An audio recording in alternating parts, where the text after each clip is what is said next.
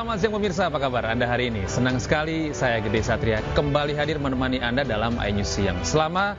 Selain 3 berita utama tadi pemirsa, iNews Siang juga akan menghadirkan beragam informasi penting lainnya. Dan kami awali iNews Siang hari ini dari kebakaran hebat yang melanda kawasan Manggarai, Jakarta Selatan.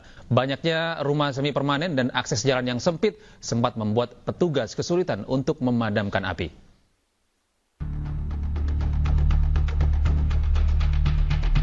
Api dengan cepat membesar dan membakar ratusan rumah di permukiman padat penduduk Jalan Gang Remaja Manggarai, Tebet, Jakarta Selatan dini hari tadi. Sejumlah warga berusaha bahu-membahu untuk memadamkan api dan menyelamatkan barang berharga milik mereka. Sulitnya akses menuju pemukiman yang terbakar membuat petugas pemadam kebakaran sempat kesulitan untuk menjangkau titik api. RW 12 di sana 2 RW. Jadi pemadam itu kebagi dari arah dari stasiun, ada yang masuk dari stasiun juga. Masuk. Ini pemukiman padat, Pak? Padat banget. Kan yang sebelumnya itu sebelah situ tuh. Sebanyak 34 mobil pemadam kebakaran dikerahkan untuk memadamkan api di sekitar lokasi. Hingga kini warga masih berupaya untuk menyelamatkan barang berharga mereka. Sementara sebagian warga lainnya menyelamatkan diri ke stasiun Manggarai. Tim Liputan iNews melaporkan. Sementara itu pihak kepolisian mengonfirmasi bahwa kebakaran di Manggarai, Jakarta Selatan dipicu korsleting listrik. Petugas dan pemerintah setempat juga menyediakan posko pengungsian untuk warga korban kebakaran. Yang mana memang kejadian itu ya diawali dari korsleting listrik. Kemudian dengan kejadian ini rekan-rekan kita dari pemadam kebakaran berupaya untuk mendekati dan memadamkan, yang mana kurang lebih sekitar 25 pemadam disiapkan, ya termasuk juga dibantu dengan warga, ya bergotong royong bagaimana ini api bisa cepat dipadamkan.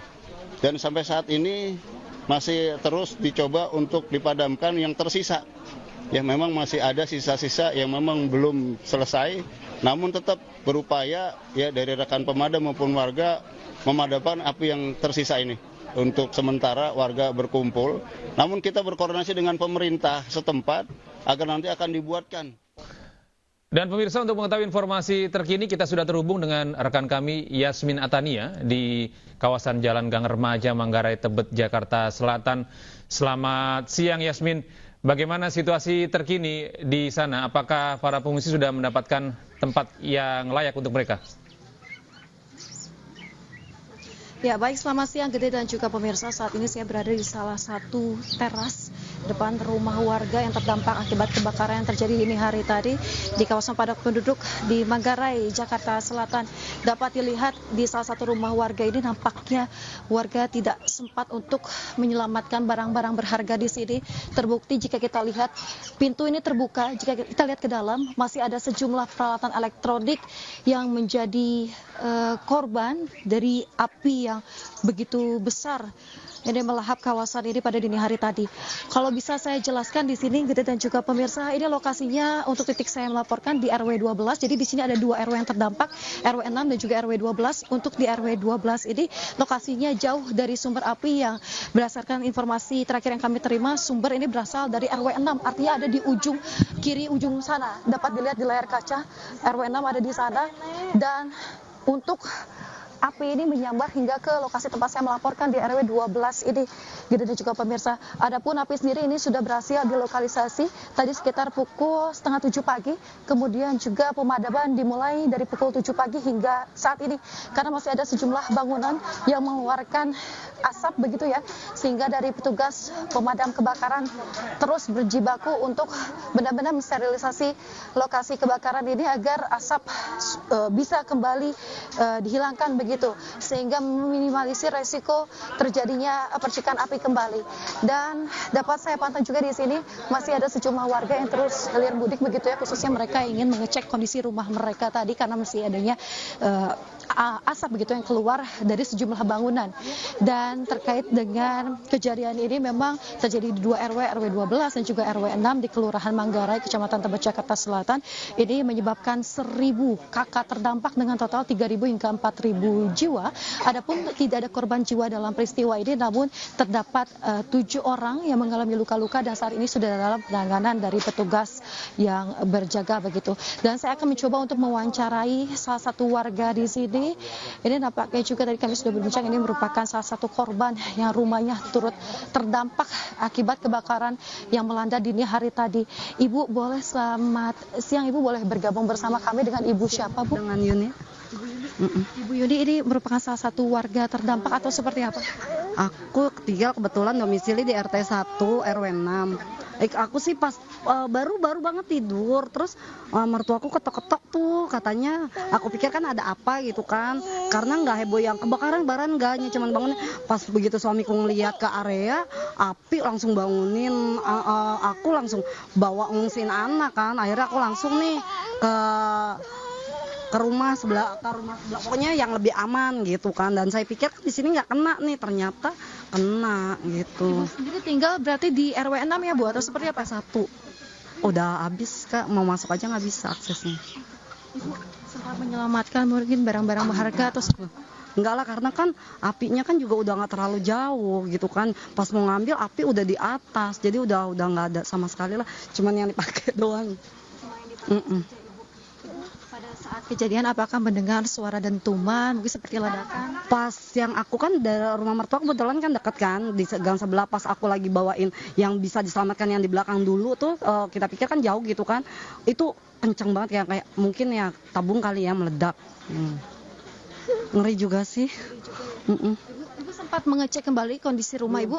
Belum, karena kan emang akses jalannya nggak bisa, tadi kan masih badan disiramin gitu kan, jadi gangnya juga nggak tahu tuh gangnya tuh yang mana, karena kan penuh-penuh sama bangunan yang udah ambruk-ambruk itu, seng segala macem. Di sini memang kan rumahnya di sini mayoritas masih semi permanen, Bu. Itu mungkin menjadi salah satu penyebab. Mungkin penyebab karena jadi banyak gitu sih, Mbak.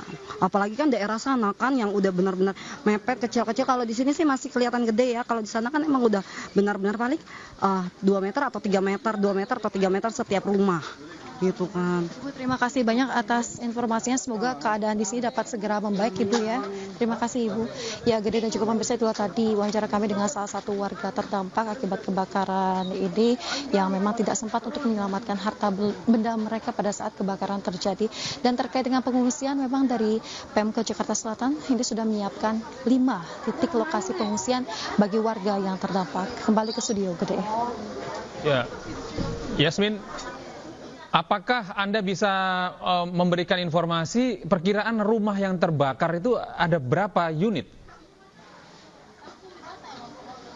Ya, Gede dan juga pemirsa, sejauh ini belum ada informasi resmi dari pihak yang berwenang, ini masih terus melakukan pencocokan data begitu ya. Namun jika kita lihat sejauh ini dari lokasinya, memang ini diperkirakan lebih dari 100 rumah ataupun bangunan yang terdampak. Namun kami akan coba mencari informasi lebih lanjut, informasi resmi begitu dari petugas yang berada di sini untuk benar-benar dapat menginformasikan total bangunan yang terdampak akibat kebakaran yang terjadi di hari tadi.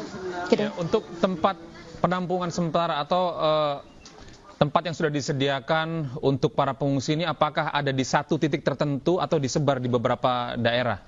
Yasmin. Ya, Gede dan juga pemirsa, berdasarkan informasi terakhir yang kami terima tadi baru saja diinformasikan baru ada 5 titik begitu ya, 5 titik lokasi pengungsian di sekitaran kawasan ini. Namun untuk titik pastinya kami masih menunggu informasi lebih lanjut. Namun yang pada saat kami tiba ke sini yang menjadi lokasi pengungsian sementara adalah di pintu masuk dari kereta api bandara stasiun Manggarai, khususnya adalah di pintu barat bagian bawah. Tadi sempat dijadikan lokasi pengungsian sementara. Namun ketika kami cek keluar, nampaknya itu sudah disterilisasi dan dipindahkan ke area lainnya begitu ya. Namun kami masih menunggu informasi titik pastinya di mana terkait dengan lokasi para pengungsi berada saat ini. Gede. Ya, terakhir Yasmin, apakah ada upaya untuk menggalang donasi begitu bagi warga yang ingin menyalurkan bantuan kepada korban kebakaran? Ya, Gede dan juga pemirsa, untuk terkait hal tersebut mungkin bisa menggalakkan donasi ke badan-badan yang memang sudah disahkan oleh pemerintah begitu ya, seperti Basnas dan lain-lain. Tadi kami melihat ada petugas dari Basnas pun hadir ke sini untuk memantau secara langsung terkait dengan para pengungsi dan tampaknya sedang mencatat ataupun mengumpulkan data terkait apa sajakah yang dibutuhkan oleh para pengungsi saat ini. Pasalnya tadi mengingat salah satu narsum kami begitu ya, ketika diwawancara beliau menginformasikan tidak sempat membawa harta benda apapun, hanya pakaian yang dipakai saja dan fokus untuk menyelamatkan keluarganya untuk keluar dari rumah mereka pada saat kebakaran terjadi. Jadi untuk saat ini mungkin tadi kami sempat juga bertanya kepada warga lain yang terdampak, mereka masih belum mendapatkan bantuan seperti pakaian ganti dan juga air bersih yang sangat dibutuhkan oleh warga saat ini. Gede. Baik, terima kasih Yasmin atas informasi Anda langsung dari kawasan Manggarai, Jakarta Selatan. Selamat bertugas kembali. Hingga saat ini, petugas pemadam kebakaran masih terus melakukan proses pendinginan dari kebakaran yang terjadi di permukiman padat penduduk di Manggarai, Jakarta Selatan. Ribuan warga masih mengungsi di sejumlah titik posko pengungsian. Pemerintah saat ini sudah menyiapkan 5 titik posko pengungsian, diantaranya 2 titik posko di Gudang Infinia, 2 titik posko di Jalan Stasiun Bandara, dan 1 titik di Jalan Saharjo. Data sementara sebanyak 1.000 kepala keluarga kehilangan tempat tinggal atau kurang lebih 2.500 hingga 3.000 warga harus mengungsi. Fasilitas posko pun diakui tengah dilengkapi dan disediakan oleh pemerintah daerah Jakarta Selatan. Ya, perlu saya tambahkan bahwa kesiapan kami untuk penanganan para pengungsi ini untuk 7 hari ke depan kami siapkan untuk logistik makanan, minuman, sandang, air bersih, dan tempat pengungsian. Mudah-mudahan semakin hari nanti semakin berkurang. Kita beralih ke informasi lain. Pemirsa, viral aksi koboi seorang pegawai pengadilan negeri Depok kepada seorang warga di kawasan Bojong Sari. Dalam video yang beredar, pelaku menodongkan benda yang diduga senjata api.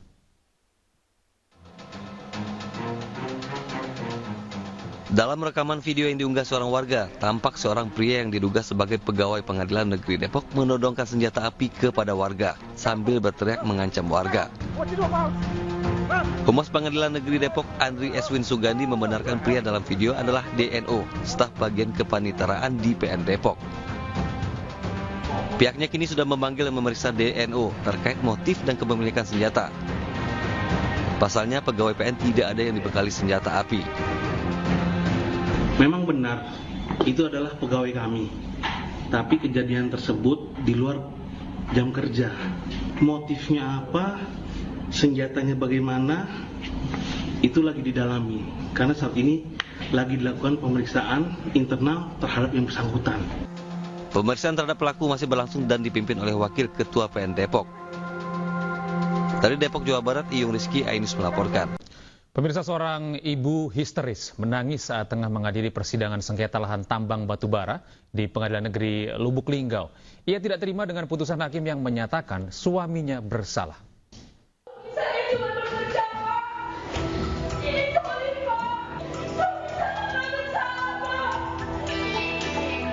Suasana sidang dikejutkan dengan aksi teriakan salah satu ibu yang menghadiri persidangan kasus pemortalan lahan tambang batubara di Kabupaten Buratara di Pengadilan Negeri Lubuk Linggau.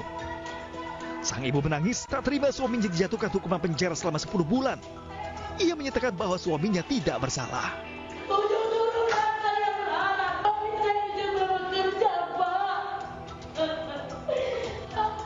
Suasana semakin tidak kondusif, majelis hakim terpaksa hentikan persidangan. Sang suami jadi terdakwa pun berupaya membujuk istri untuk tenang. Namun sang istri tetap berteriak histeris, hukuman yang dijatuhkan tidak tepat dan tidak adil. Nggak adil.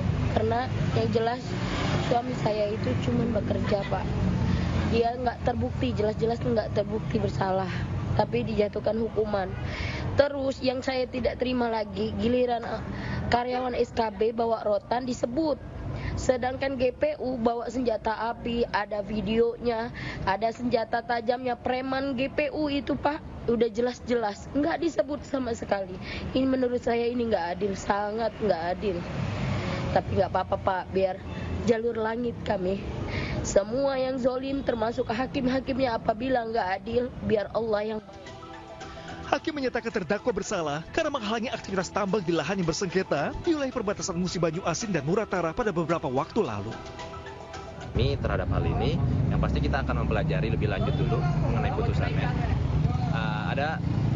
Ada beberapa catatan dari kami untuk berbagai pertimbangan majelis yang tadi disampaikan, yang diucapkan. Kami masih menunggu salinan putusan, pertimbangan-pertimbangan lengkapnya.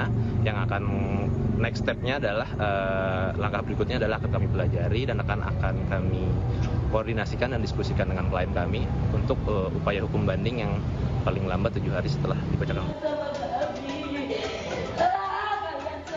Usai jalani vonis, terdakwa kemudian kembali ditahan di Lapas Lubuk Linggau untuk menjalani hukuman 10 bulan kurungan penjara. Terdakwa pun keberatan dan segera ajukan banding. Dari Lubuk Linggau, Sumatera Selatan, Sudirman, Ayus. Kita beralih ke informasi berikutnya pemirsa. Hari ini Saka Tatal, mantan terpidana kasus Vina dan Eki, memenuhi panggilan Bareskrim Polri. Saka hadir sebagai saksi terkait dugaan keterangan palsu yang melibatkan Aep dan Dede. Selasa pagi, Saka Tatal, mantan terpidana kasus Vina Eki, berangkat ke Jakarta menuju Bareskrim Polri. Saka akan diperiksa sebagai saksi terkait kasus dugaan keterangan palsu yang melibatkan Aep dan Dede. Sejumlah anggota LPSK juga mendampingi Saka Tatal dan ikut mengantarkan. Sebelumnya, pemeriksaan dijadwalkan akan dilakukan pada Rabu minggu lalu, namun pemeriksaan diundur menjadi hari ini, Selasa 13 Agustus 2024. Kuasa hukum Saka Tatal, Titin Prialianti, akan membawa berita acara pemeriksaan atas nama Aep dan Dede yang relevan dengan pemeriksaan dan persidangan 8 tahun lalu. Jadi dimintai keterangannya terhadap laporan keterangan palsu di bawah sumpahnya Dede sama Aep. Nah, Saka diminta itu. Sebetulnya sih kan keterangan Dede dan Aep itu seolah-olah ada rangkaian peristiwa. Dede dan Aep itu seolah-olah melihat rombongan yang 8 orang ini mengejar. Nah, sebetulnya peristiwa itu ada nggak sih? Saya juga sebetulnya agak kurang yakin Saka bisa menjawab karena kan dia tidak ada di dalam. Kalau saya dari dulu meyakini peristiwa itu tidak ada, dan sebenarnya kan sudah terkonfirmasi oleh Dede yang menyatakan pada dia tidak melihat peristiwa itu. Dia diminta keterangannya atas perintahan Aep. Pemirsa, untuk mengetahui informasi terkait pemeriksaan Saka Tatal, kita sudah terhubung dengan rekan kami Giselia Nur Rahma di Bareskrim Polri. Selamat pagi Gisel ya. Apakah Saka Tatal sudah tiba di Bareskrim? Ya, apakah pemeriksaan sudah dimulai? Selamat siang Gede dan juga pemirsa. Ya, baik Gede dan juga pemirsa, hingga saat ini pukul 11:30 waktu Indonesia Barat kami masih terus menunggu kedatangan dari salah satu mantan terpidana kasus pembunuhan Vina Eki pada 2016 yang lalu, yakni Saka Tatal. Yang sebelumnya Saka Tatal ini rencananya dari informasi yang kami dapatkan akan menjalani pemeriksaan di Bareskrim pada pukul 10 pagi waktu Indonesia Barat. Namun hingga saat ini pukul 11:30 waktu Indonesia Barat, Saka Tatal ini juga belum terlihat di Bareskrim, dan kami mendapatkan informasi bahwa Saka Tatal beserta rombongan ini masih berada dalam perjalanan. Rencananya Saka Tatal ini nanti akan diperiksa penyelidik, maksud kami penyidik, dalam kasus dugaan keterangan palsu atas nama terlapor Dede dan juga Aep. Adapun pemeriksaan ini dilakukan sebagai pembuktian keterangan Saka Tatal bahwa keterangan Aep dan juga Dede di kasus kematian Vina Cirebon adalah bohong. Selain diperiksa, nantinya Saka juga akan membawa barang bukti berupa berita acara pemeriksaan atau BAP atas nama Dede dan Aep sebagai saksi kasus Vina Eki Cirebon pada 2016 yang lalu. Dalam hal ini Saka akan menyiapkan argumen yang menegaskan bahwa Saka Tatal tidak pernah terlibat dalam kasus pembunuhan pada tahun 2016 silam. Pemirsa, sebelum Saka Tatal pada tanggal 5 Agustus 2024, pihak Bareskrim Polri juga telah meminta keterangan dari 7 terpidana kasus Vina Eki di Lapas Bandung untuk menindaklanjuti pelaporan soal kesaksian palsu Dede dan juga Aep. Namun hingga saat ini pihak Bareskrim Polri maupun Lapas Bandung belum memberikan keterangan lebih lanjut dari pemeriksaan terhadap 7 terpidana tersebut. Sebagai informasi diketahui sebelumnya, Aep dan Dede ini mengatakan bahwa pada tahun 2016 yang lalu mereka melihat Vina dan Eki dikejar dan juga dilempari batu oleh sekelompok geng motor. Namun baru-baru ini Dede mencabut laporannya dan mencabut kesaksiannya tersebut serta mengatakan tidak pernah melihat kejadian pelemparan batu terhadap Vina dan juga Eki. Melalui kuasa hukumnya yakni Titin Prialianti, Saka nantinya dipastikan siap diperiksa oleh penyidik dan akan membuktikan serta membeberkan alibinya bahwa pernyataan Aep dan juga Dede ini adalah bohong. Dede bahkan sempat mengatakan bahwa dirinya diminta Ibtu Rudiana atau ayah Eki untuk memberikan kesaksian palsu soal pembunuhan Vina ini, yang mana keterangan dari Dede dan juga Aep tersebut kemudian membuat para terpidana harus mendekam di penjara sebagai pelaku pembunuhan Vina dan Eki. Gede dan juga pemirsa, hingga saat ini kami masih terus menunggu kedatangan dari Saka Tatal beserta dengan rombongannya, dan apabila kami sudah mendapat keterangan kami akan menginformasikan kepada Anda lebih lanjut. Demikian, Gede. Baik, terima kasih Gisel atas informasi Anda, dan kami akan terus menanti informasi terbaru dari Bareskrim Polri. Selamat bertugas kembali, Gisel ya. Selanjutnya pemirsa, diduga dihalangi oleh oknum penyidik Polda Jawa Barat, keluarga salah satu terpidana dalam kasus Vina dan Eki tidak bisa menemui Sudirman. Pihak keluarga juga sudah melayangkan surat ke Kemenkumham Kanwil Jawa Barat, namun belum ada tanggapan.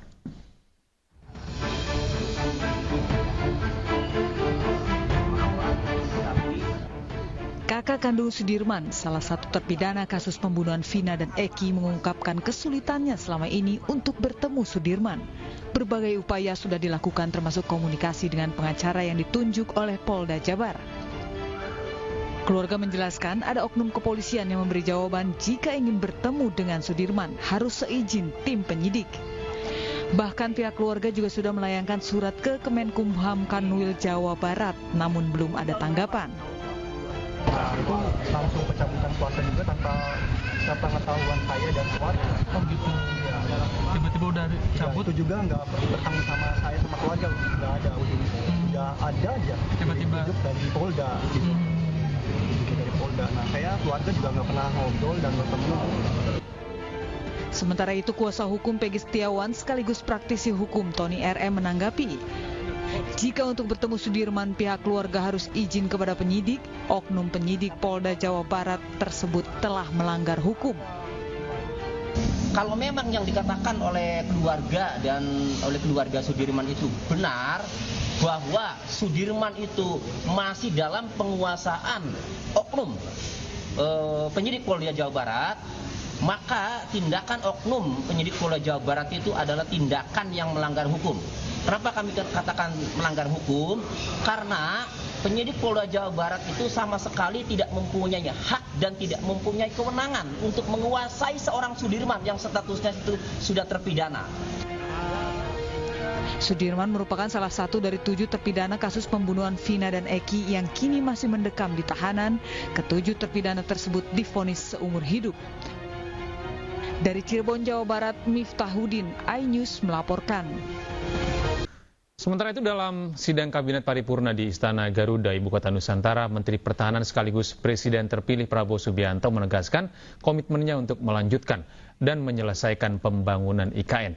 Prabowo menekankan bahwa proyek IKN sangat penting untuk pemerataan pembangunan dan untuk mengurangi beban Pulau Jawa yang selama ini menjadi pusat populasi dan kegiatan ekonomi. Saya kira supaya jelas, dan tadi sudah saya tegaskan beberapa kali bahwa IKN ini akan kita tuntaskan, akan kita selesaikan dengan baik,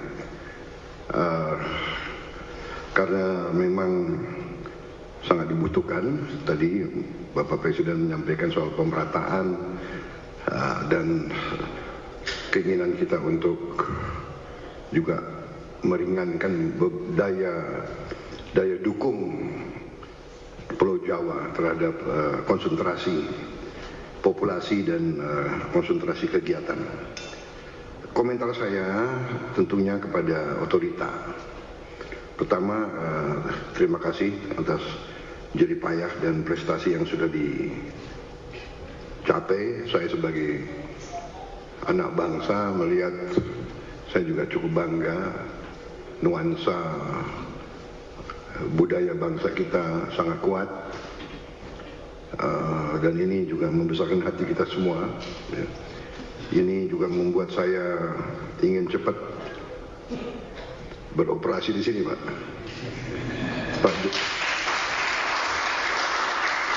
Pak Jokowi yang susah-susah, yang menikmati pertama saya, ya itulah takdir, Pak, begitu. Minta maaf, Pak. Tapi ini kebanggaan, Pak. Jadi saya bertekad juga untuk tegaskan di sini bahwa kita akan lanjutkan, kalau bisa kita percepat. Dan saya di sini khususnya juga terima kasih dukungan Pak Presiden Jokowi dan semua rekan-rekan Menteri, Menko. Presiden Joko Widodo memberikan pengarahan kepada gubernur, wali kota, dan bupati se-Indonesia di Istana Garuda Ibu Kota Negara Nusantara. Presiden Jokowi bicara soal Istana Presiden Jakarta yang merupakan bekas kolonial Belanda.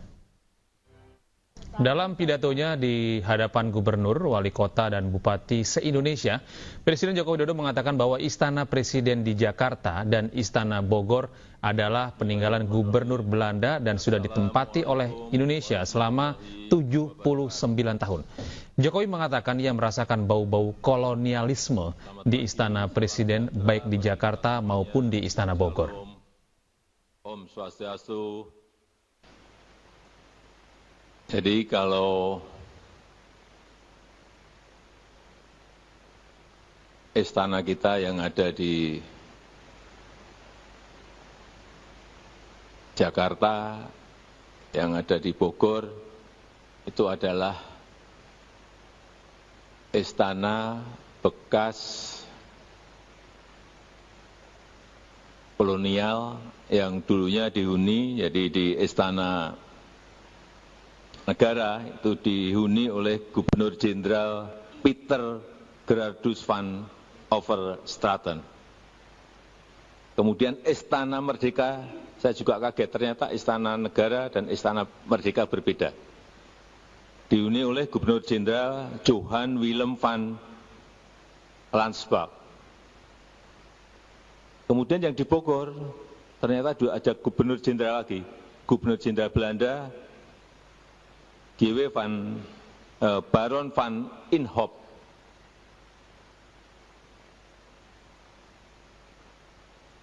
Saya hanya ingin menyampaikan bahwa itu sekali lagi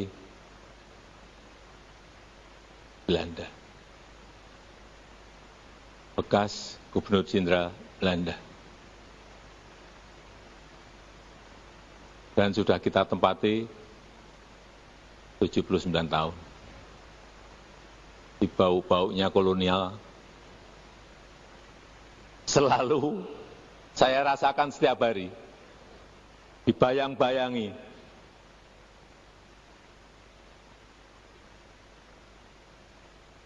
Dan sekali lagi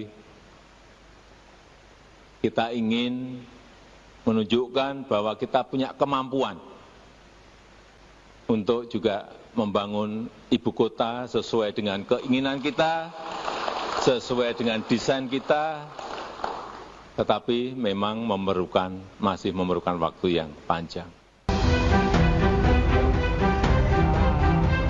Tangis haru pecah saat ibu memeluk erat anaknya FR 15 tahun di halaman Mapolsek Rawalumbu, Bekasi. Sebelumnya, pelajar kelas 9 SMP ini dilaporkan hilang selama 2 pekan oleh keluarganya. Polisi sempat memeriksa sejumlah saksi untuk mencari keberadaan F. Bahkan kasus ini sempat viral di media sosial. Petugas akhirnya bisa menemukan F saat mengamen di kawasan Kota Tua, Jakarta Barat. Selama kabur, pelajar SMP ini selalu berpindah-pindah tempat.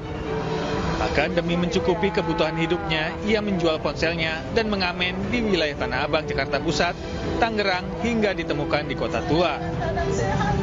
Saya banyak-banyak mengucapkan terima kasih atas kerja kerasnya Bapak yang telah menemukan anak saya kembali ke rumah dengan sehat, selamat. Terima kasih. Jadi dia berdua sempat ngamen di wilayah Tanah Abang. Dari situlah tinggalnya juga di emperan ya. Dari situlah kita menemukan petunjuk lalu ditelusuri. Dari hasil pemeriksaan diketahui F nekat meninggalkan rumah lantaran permasalahan keluarga. Beruntung tidak temukan tindak pidana baik luka fisik maupun psikis dari korban.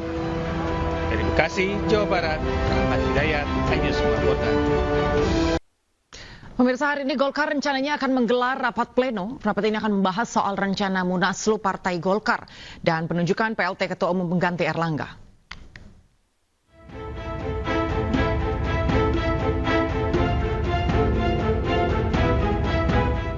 Usai mundurnya Erlangga Hartarto sebagai Ketua Umum Golkar, Partai Golkar segera mencari PLT Ketua Umum. PLT akan dibahas dalam rapat pleno yang rencananya akan digelar Selasa siang. Musyawarah mufakat digelar untuk menunjuk PLT Ketua Umum pengganti Erlangga. Di forum pleno tersebut nanti akan ditentukan siapa PLT Ketua Umum yang akan menjalankan tugas-tugas Ketua Umum hingga mengantarkannya kepada Munas tahun 2024. Sejumlah nama mencuat untuk menggantikan posisi Erlangga. Salah satu nama yang masuk dalam bursa adalah Menteri Investasi Bahlil Lahadalia. Selain Erlangga, politisi Partai Golkar yang sempat mendapat rekomendasi untuk maju Pilkada Jakarta, Yusuf Hamka juga mundur dari Partai Golkar. Tim Liputan, iNews melaporkan.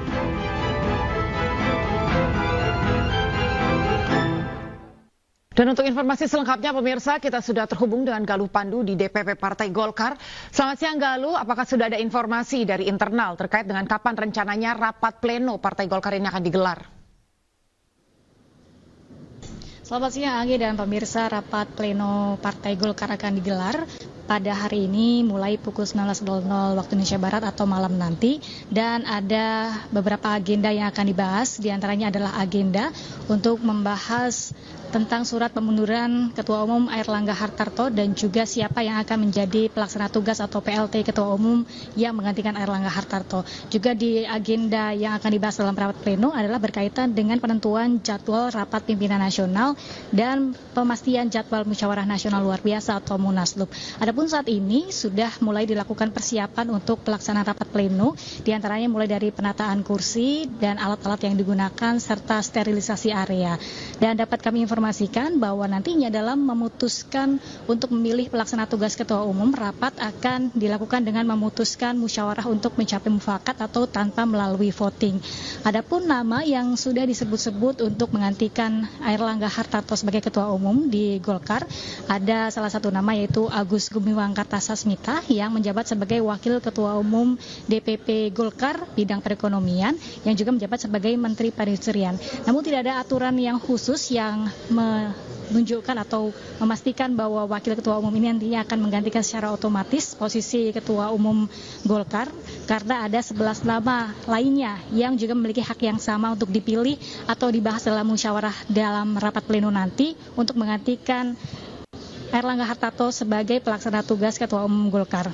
Adapun 11 nama tersebut diantaranya adalah Adil Kadir, kemudian Bambang Susatyo, Ahmad Doli Kurnia, Firman Subagio, Dito Aryo Tejo, Nurdin Halid, Nurul Arifin, Kahar Muzakir, Melchias Markus Mekeng, Rum Kono, dan Agus Gumiwang Kartasasmita itu sendiri.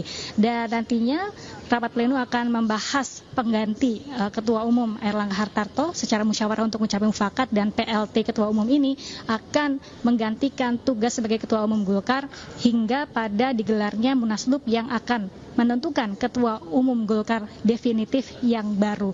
Seperti diketahui bahwa Erlangga menyatakan pengunduran dirinya pada 10 Agustus 2024 lalu, yang mana itu lebih cepat dari yang seharusnya, yaitu pada Desember 2024 mendatang. Alasan mundurnya Erlangga dari Ketua Umum Partai Golkar juga ada beberapa alasan, diantaranya adalah menjaga soliditas dan juga menjaga stabilitas dari internal Partai Golkar dan menjaga dari situasi politik nasional di masa transisi pemerintahan. Meskipun mundur dari Ketua Umum Partai Golkar, Erlangga Hartarto tetap menjabat sebagai Menko Perekonomian Republik Indonesia. Dan kami akan terus mengabarkan untuk Anda bagaimana persiapan dan juga bagaimana tanggapan-tanggapan dari para petinggi Partai Golkar terhadap mundurnya Ketua Umum Erlangga Hartarto dan siapakah yang nanti akan menjadi pelaksana tugas sebagai Ketua Umum Golkar sebelum dipilih dari Ketua Golkar definitif yang baru. Kembali ke Anda, Anggi. Baik, terima kasih Galuh Pandu. Dari sejumlah nama, tentunya kami masih akan menunggu bagaimana nantinya hasil dari Munaslup Partai Golkar terkait siapa yang akan menjadi Ketua Umum PLT, Ketua Umum Partai Golkar. Terima kasih Galuh Pandu untuk informasinya. Selamat siang, selamat bertugas kembali. Pemirsa, Menko Perekonomian Erlangga Hartarto menyindir soal kursi ke Menteri Investasi Bahlil Lahadalia saat bertemu di sela kunjungan kerja di Ibu Kota Nusantara. Kelakar tersebut terjadi setelah nama Bahlil masuk dalam bursa PLT Ketua Umum Golkar usai Erlangga mundur. Biar dapat semua, boleh.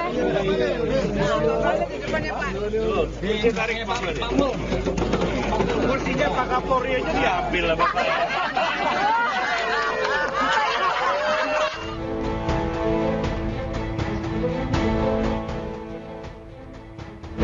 Menko Bidang Perekonomian Erlangga Hartarto dan Menteri Investasi Bahlil Lahadalia bertemu di sela kunjungan kerja ke Ibu Kota Nusantara. Momen ini merupakan kali pertama keduanya bertemu pasca pengunduran diri Erlangga Hartarto dari jabatan Ketua Umum Partai Golkar pada hari Minggu kemarin. Di hadapan para menteri kabinet lain, Erlangga dan Bahlil sempat berangkulan dan berfoto bersama. Keduanya juga sempat berkelakar di tengah kecanggungan bursa Ketua Umum Golkar pengganti Erlangga Hartarto. Bahlil yang hendak duduk bersama dengan para menteri lain kemudian menarik kursi yang posisinya berada di hadapan Kapolri Jenderal Listio Sigit Prabowo. Di momen inilah Erlangga melontarkan sindirannya soal kursi. Biar dapat semua, boleh.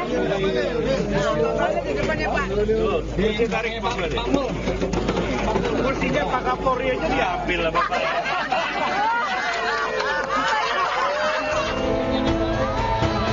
Momen kelakar antara Erlangga dan Bahlil sontak membuat para menteri lainnya tertawa.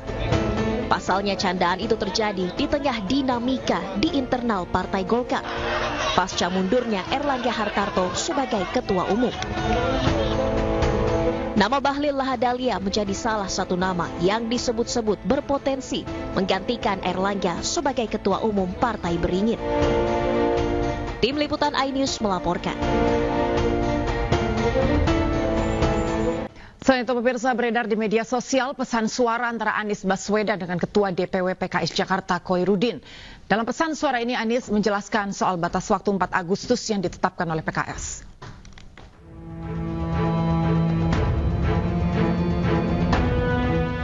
Beredar rekaman suara ex-gubernur DKI Jakarta Anies Baswedan yang kaget dengan tenggat waktu 4 Agustus.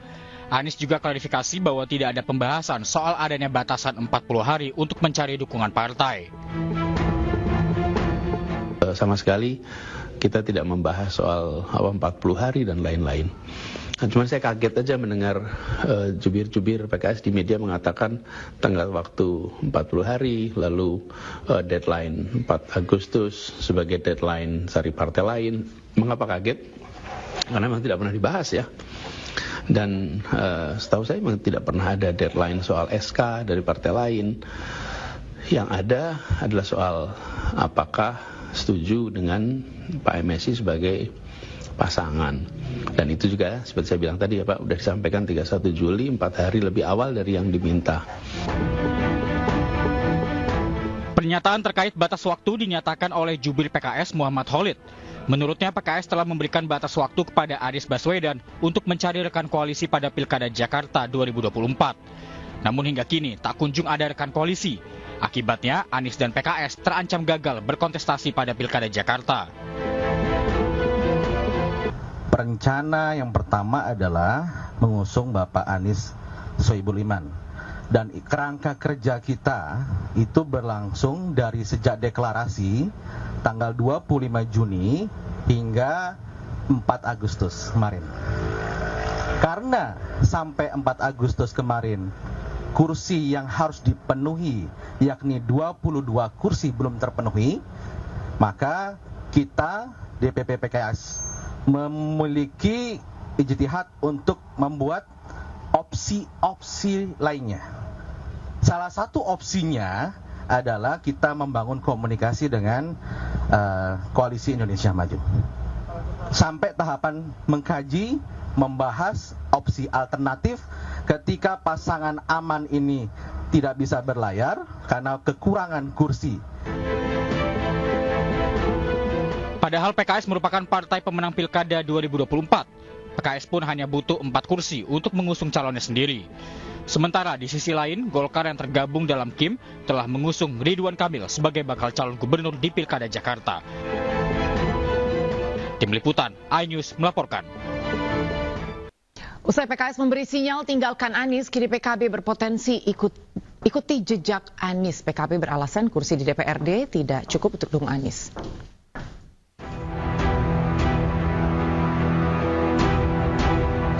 Partai Kebangkitan Bangsa berikan sinyal akan ikuti langkah PKS untuk cabut dukungan terhadap Anies Baswedan. PKB beralasan perolehan kursi DPRD tidak cukup usung calon sendirian. Namun PKB tegaskan tetap membangun komunikasi dengan PDI Perjuangan. Sinyal bergabungnya PKB dengan KIM sudah terlihat sejak Mukernas PKB.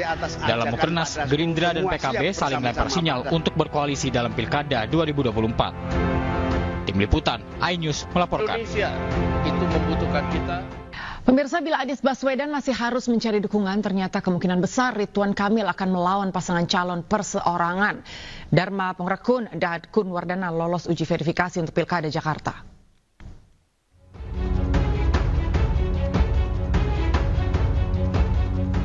Meski harus menunggu keputusan akhir pada 19 Agustus 2024, namun keduanya diprediksi bisa maju melawan Ridwan Kamil. Untuk lolos Pilkada Jakarta, calon perseorangan harus memenuhi syarat dukungan minimal 618.998 suara yang sudah terverifikasi. Sementara, kedua pasangan ini telah berhasil mengumpulkan lebih dari 1,7 suara. Penetapan syarat dukungan bakal pasangan calon akan dilakukan pada 19 Agustus 2024.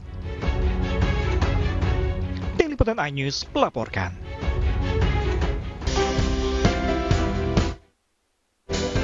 MNC Vision dan K-Vision menggelar perayaan 3 dekade di MNC Conference Hall, Jakarta Pusat. Dalam acara yang juga dihadiri oleh Eksekutif Chairman MNC Group Haritanu Sudibyo dan Eksekutif Chairwoman MNC Group Liliana Tanusudibyo ini, MNC Vision dan K-Vision telah merancang layanan baru untuk pemirsanya di seluruh Indonesia. Yang pasti MNC Vision tetap menjadi pilihan keluarga Indonesia dan seperti slogan K-Vision, on terus. Jadi kita akan terus berusaha yang terbaik, bisa menghadirkan tayangan-tayangan yang disukai oleh keluarga. Ya, selamat ulang tahun buat MNC Vision dan K-Vision untuk ulang tahun yang 3 dekade ini. Harapannya pastinya semakin maju terus dan ya bisa selalu bertumbuh. 3 dekade hadir melayani keluarga Indonesia, MNC Vision dan K-Vision juga akan hadir dengan kualitas visual yang lebih baik. Kita akan terus memberikan banyak inovasi supaya terus menjadi pilihan utama dari keluarga Indonesia. Salah satunya kita akan memperkuat channel-channel anak, kemudian juga channel-channel sport untuk seluruh keluarga Indonesia. Kita selalu berusaha untuk meningkatkan mutu. Salah satu upayanya adalah untuk penambahan saluran HD, yang dimana seperti kita ketahui di free to air sekarang sudah menjadi kebutuhan dasar bahwa siaran televisi itu dalam bentuk HD. MNC Vision dan K-Vision akan terus memberikan inovasi untuk menjadi layanan televisi satelit seluruh keluarga Indonesia yang on terus. Dari Jakarta, Jessica Winoto, Rizky Solehudin, iNews melaporkan.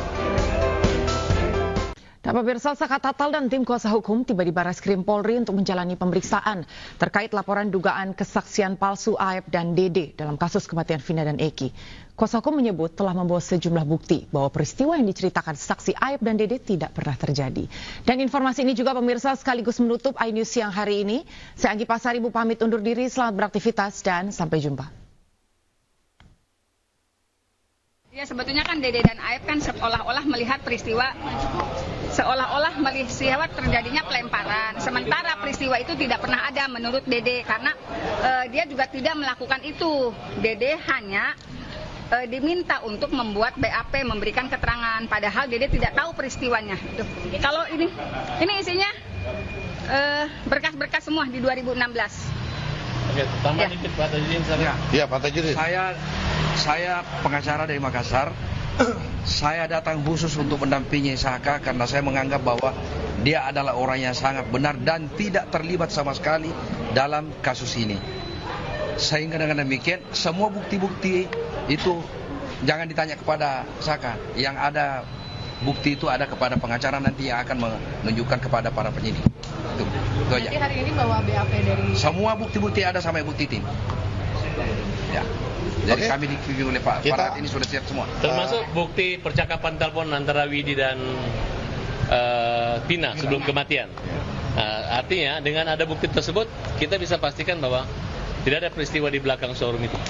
Tidak ada, ya Saka ya? Ya. Kamu waktu itu ditangkap gara-gara apa? Waktu itu tujuan ditangkap itu apa? Tiba-tiba ditangkap? Ya pas ditangkap tujuan yang nganterin motor habis beli bensin. Cuma kumpul-kumpul aja. Tidak ada kan bahwa peristiwa itu ya?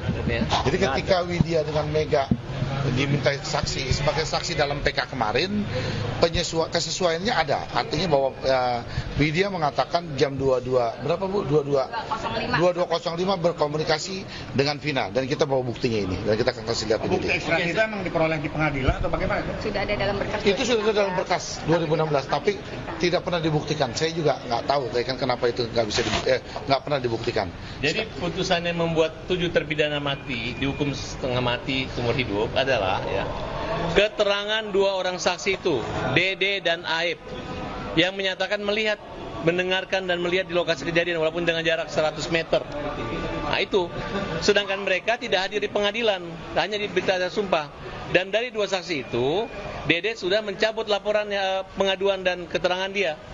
Nah, tinggal Aib. Nah, Aib kalau misalnya mengaku disuruh Rudiana, maka beban pidana kejahatan ini jatuhnya pada Rudiana kalau diarahkan. Tapi